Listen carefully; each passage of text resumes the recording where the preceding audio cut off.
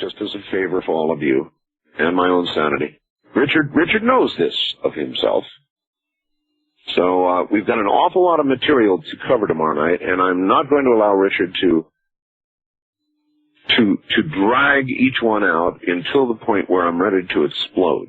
Now, I realize that you've got to lay groundwork for a lot of what you say. And he promised yesterday when I spoke with him that, in fact, because we have laid so much groundwork already, that we will be coming to the point very quickly with very many things. And it's not just Richard tomorrow night, but he's bringing a lot of expert support for what he's got to say.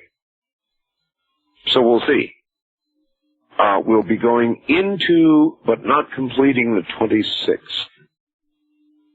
And you recall Richard said that he expected something between the 20th and the 26th. If you want to know what I think we got it. If you recall, the Pathfinder and Sojourner they lost contact on, of all days, the 20th. NASA lost contact with them. There were several things that NASA did that are simply unbelievable. Absolutely unbelievable. On the 20th. And that's a little too much coincidence for me. Richard will lay it out tomorrow night. West of the Rockies, you're on the air. Hi. Hello, this is Lathan. Lathan, where are you? I am in Tigers. Okay. Oh, did you call earlier? No, I actually know the guy, but... You know the guy. Well, turn your radio off. Okay. That's number one. What I wanted to know about is if the planets aligning and everything would have to do with that. To do with what? Well, I mean, the supernatural and... Yes, when they align, we are all going to wink out. Okay, well... Just like that. I don't think it'll be happening just like that. Yes, it will. But just like that. I think it'll also have to do something with a lot of the occurrences with UFO sightings. No, you're going to wink out. Gone. Okay. Dust. I was also noticing a lot of similarities between the UN and the seven-headed beast in the Bible. Seven-headed beast in the Bible? Yes. And you equate that to the United Nations?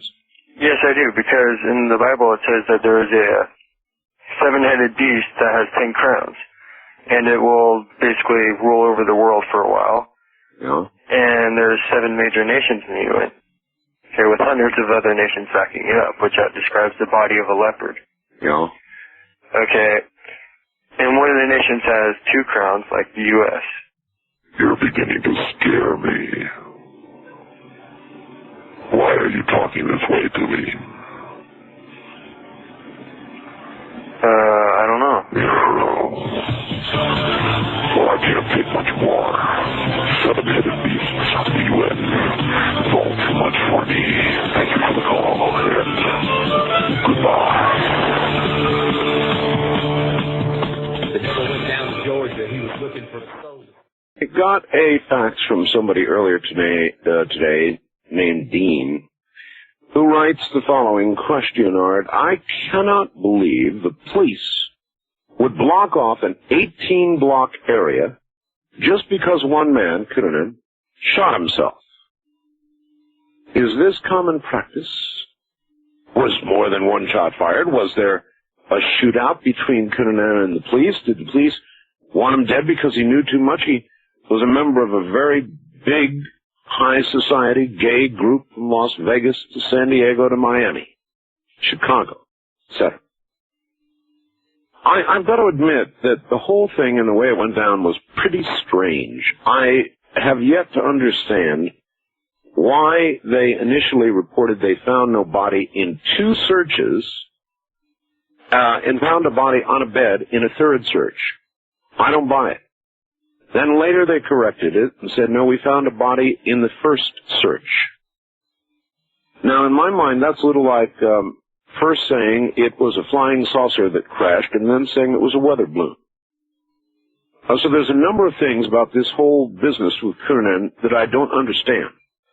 Other than that, it seems to me it's pretty much case closed. The gun that he is said to have killed himself with, eaten, was the gun used to kill the fashion designer.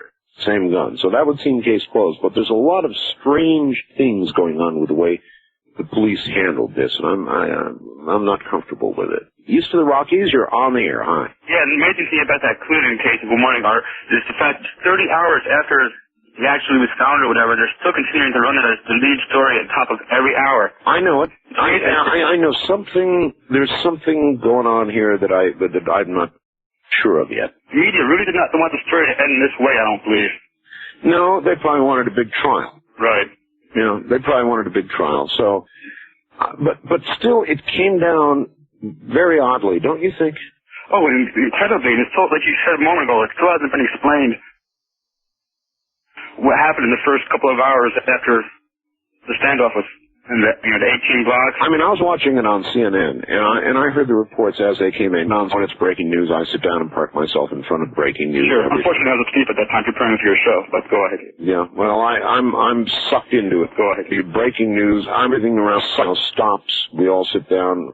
We watch whatever's going on. I'm a junkie. Of course. For news. But so anyway, the whole thing was strange. Absolutely. Well, we'll see. Okay. Probably in truth, we'll never know. It's another one of those things we'll never know. Like the Kennedy assassination, we'll never know.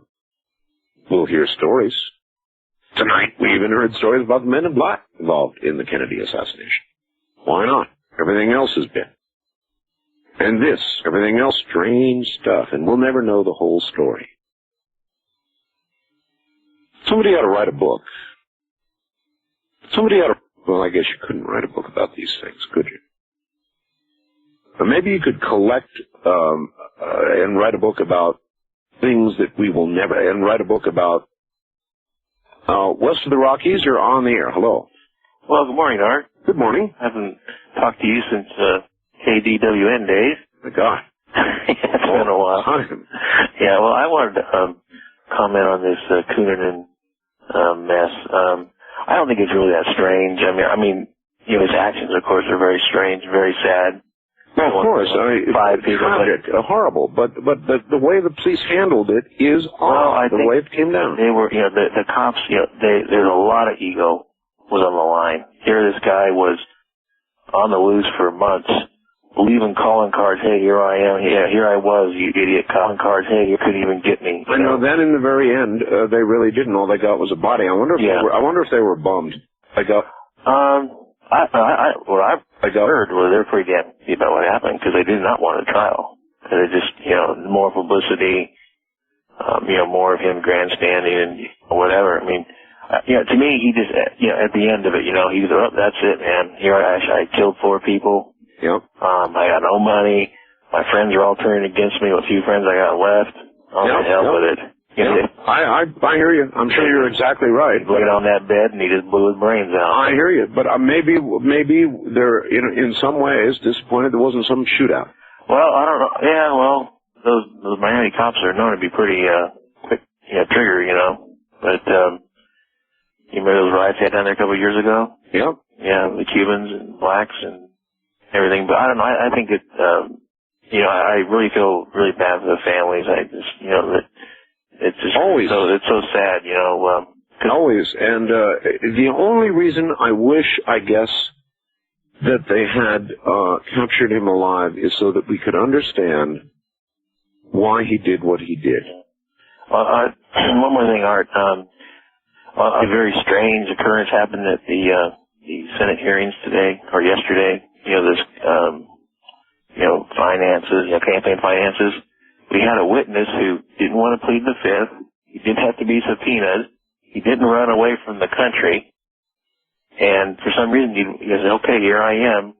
Take your best shot at me. Yeah. And the Democrats were absolutely didn't know what to do. They were shooting blanks all over the place. Yeah, that was pretty amazing. I think, I don't think... And John Glenn. What happened to my hero? I don't know. Look, to me, the whole campaign finance thing is a damn joke on the left and the right. I mean, it's a joke. And that's why I don't talk about it a lot. Do you think they're going to really do anything about campaign finance reform? Ken, if you think that, I got a plot on Mars for you. And I don't care whether they sue me or not. In fact, I'll sell you a little piece over by the face. You want it. Both sides of the aisle. Money is the mother's milk of politics. And mother's milk is the last thing they're going to give up. So I don't care what they talk about, what rule they pass, they're always going to find a way to get around it.